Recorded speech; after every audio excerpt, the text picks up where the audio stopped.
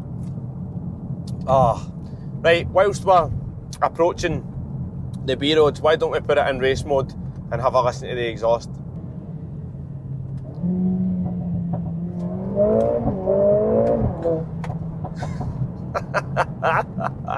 I'll open the sunroof a wee bit.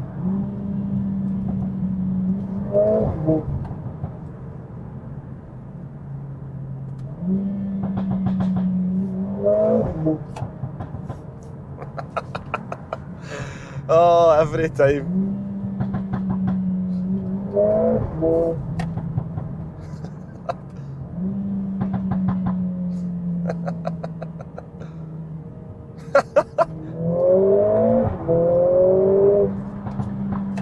Right. Okay, this is us just approached a nice B road here. Just listen to the snap, crackle, pop, man. Right, I'm just coming round a corner. I've just slowed down a little bit just to give myself some room.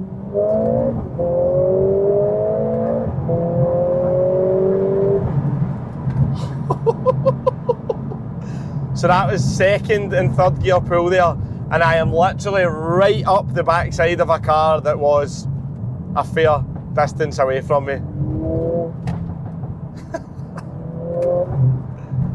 And again, I keep saying the same thing. This is a factory car in terms of no engine mapping or anything like that. All the other modifications I've discussed at the start, but in terms of engine mapping, performance, absolutely factory. And I've got a rolling road printout right here, which has been discussed in the video as well, to prove that this is a standard car.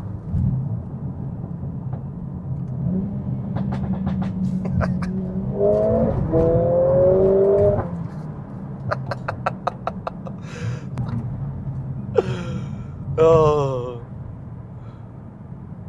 It is, for anybody that's driven these cars will know, it is like lightning through the gears. Obviously there's a slight bit of turbo lag because at the end of the day this car does have a massive turbo bolted onto the engine for excuse me, for Mercedes to be able to achieve these power figures.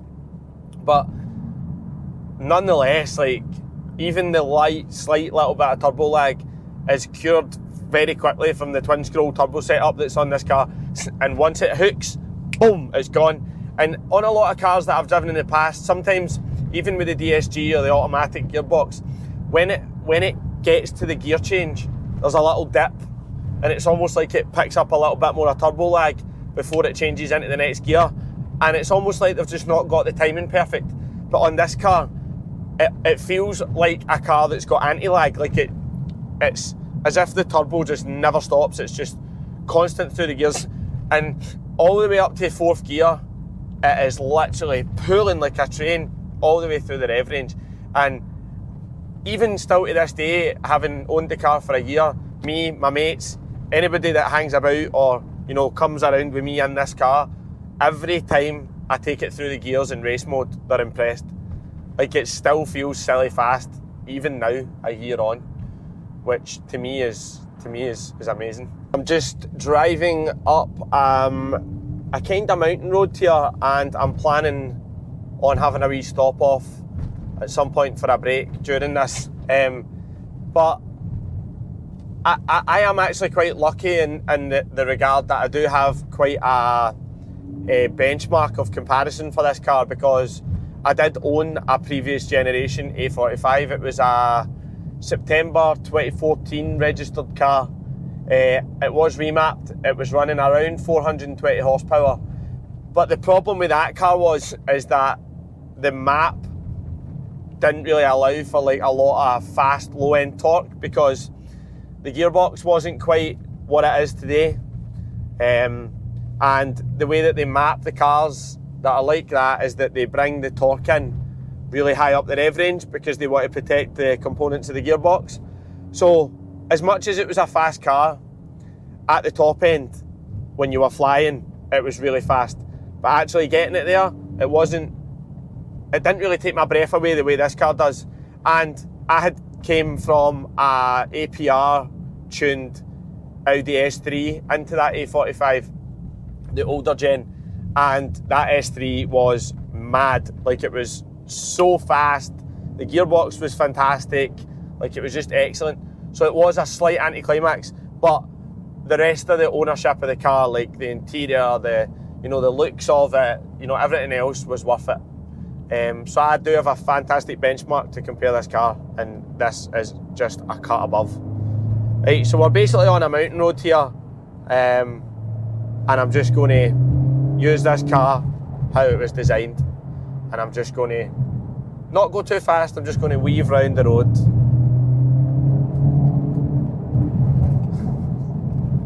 Listen to it popping away at the back there, man. The handling is so good, honestly, like just the way that it grips the road, and it's obviously the wheels are wrapped in Michelin Pilot Sport 4S's, so that does help.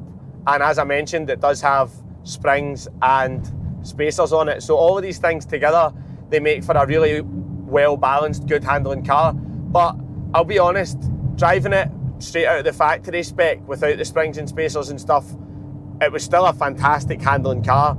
All I've done is actually make minor improvements at the very most.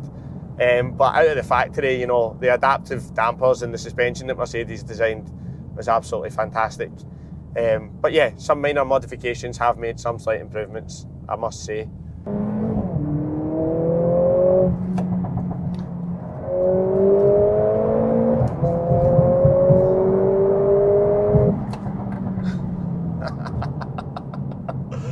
Oh, it's going to be a bit hot there. I had to slow down for a cyclist. And that brings me on to the brakes actually in that situation. So these are 6-piston, rather large calipers and discs that are on this car, and the brakes are fantastic. What a car. It's so good. It is literally so good. I'm at the stage right now where I'm like, what do I replace this with? Like, what do I buy? What do I buy next? A car that's always been on my mind is the Audi R8, which I think I could get into that market, but is it really worth it when I've got this? Is there really much more I can extract from a supercar on these roads than I can extract from this? This is 421 horsepower, nearly 400 foot-pounds of torque, ridiculous 0 to 60 time. All the tricks that any supercar really of the age of an R8 that I would buy has. Like, where do I go from here? That is the question. The journey is far from over with this car, remember that, but where do I go from here?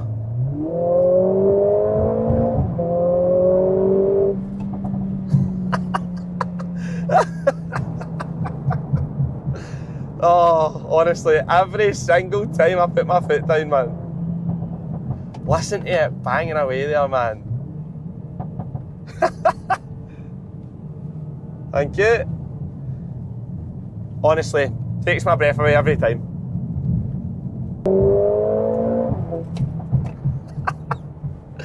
This is bonkers.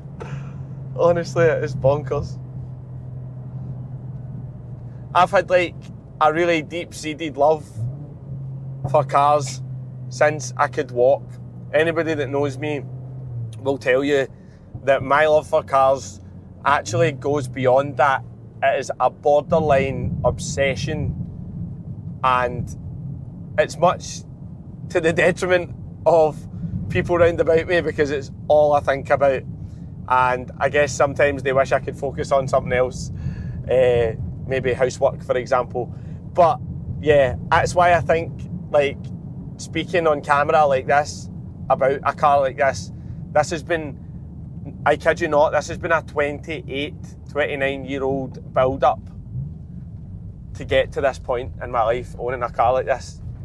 Like, I have been working towards this since I started enjoying cars when I was young, and when I first recognised what joy cars could bring from a really young age, I've been working towards this.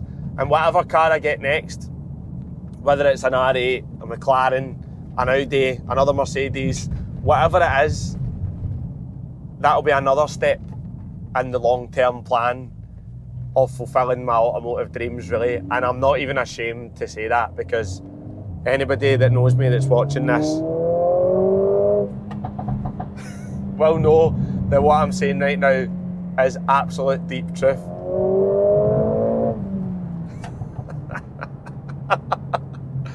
Honestly, man, what a machine. I'm not wearing a hat today, but I normally am, but I take that hat off to Mercedes-AMG engineers for being able to create such a thing. Like, you don't need a C63, you don't need a V8, you don't need 6.2 litre engines, a 2 litre all-wheel drive, 4-cylinder, turbocharged, hot hatchback is just, honestly, a dream.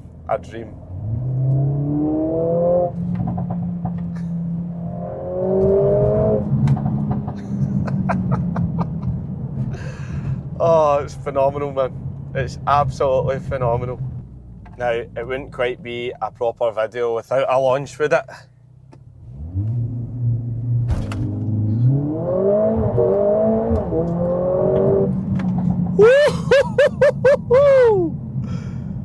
Oh my god, that launch is savage.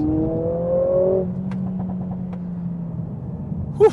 Honestly, it basically makes my heart stop, which is mental, because I mean, I've been in some fast cars, but the way that it picks up and fires through the gears is wild, man. Like, and on the quarter-mile drag strip, this car feels incredible, right? But when you launch it on the road, it feels different. Like, I think there's just so many more hazards, so you have to be way more careful. So your heart rate gets a wee bit higher, but the launch is incredible. There are a few things about this car that I would say are quite annoying, and I would maybe change them. I'm not talking about anything mad here, but I need to go over them. In the interest of honesty and a proper car review, I can't just be, oh, I love it. So I'm going to layer some clips over the top of this here, up close, about what it is I'm talking about. But let's just go over them. So first, there is a bit of a problem with the glove box. I can't quite figure out what it is yet. I probably won't ever figure out what it is, but it just doesn't sit quite square.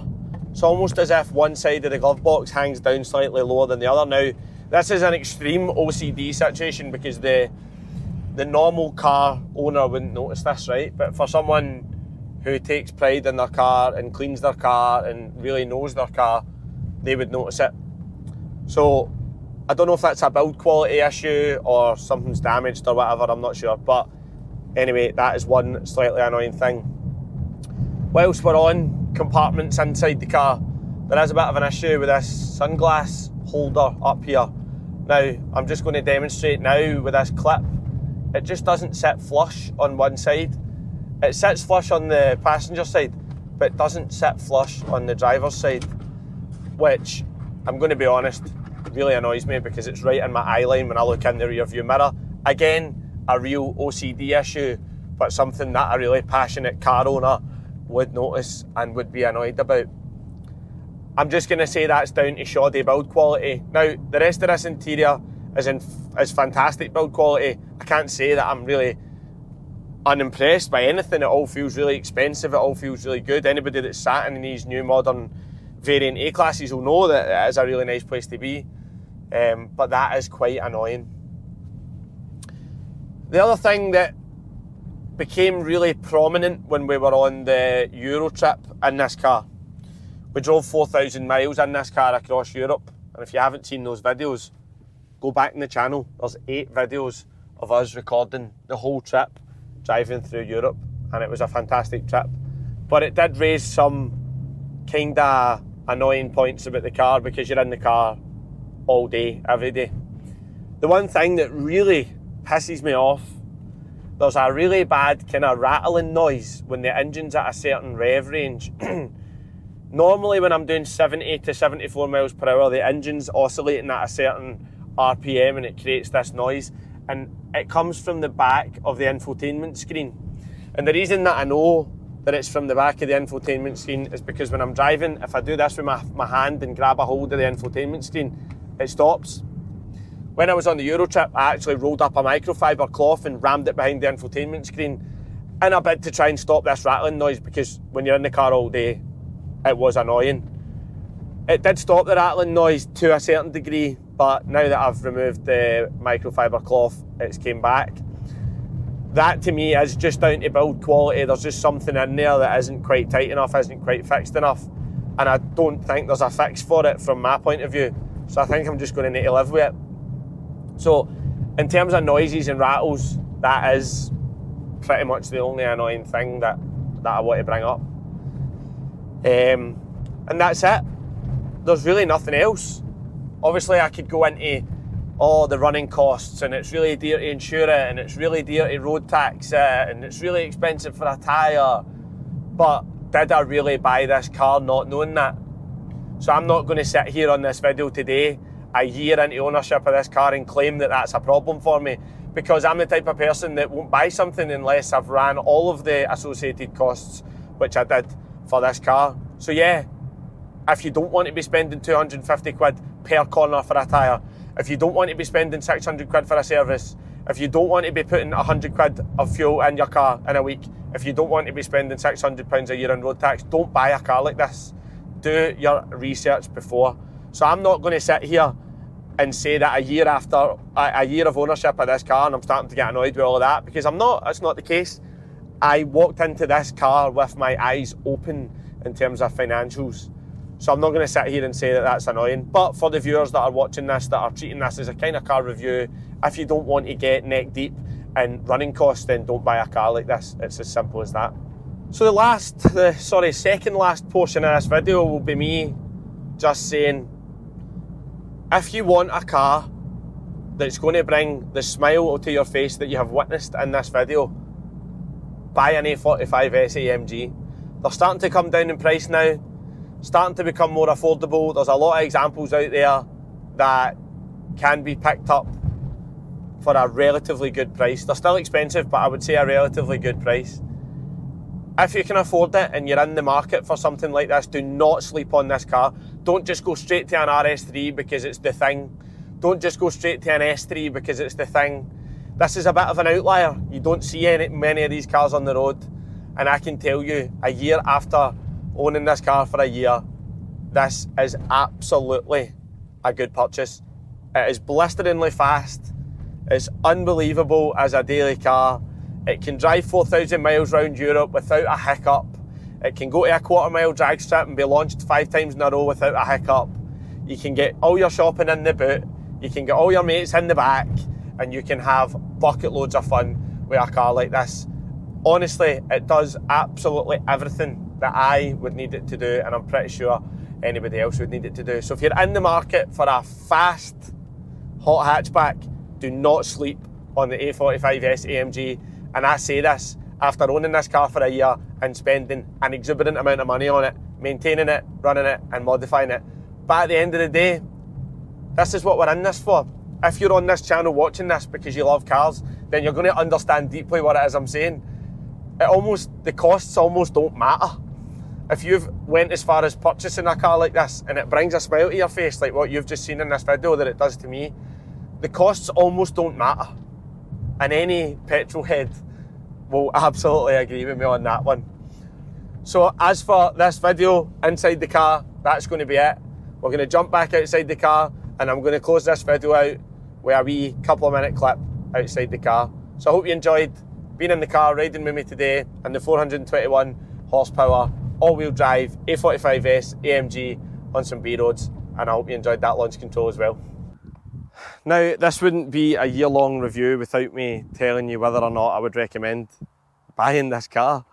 I hope you enjoyed that kind of summary of what it is I've been up to with this car for the past year. When I say this, I mean this from the bottom of my heart.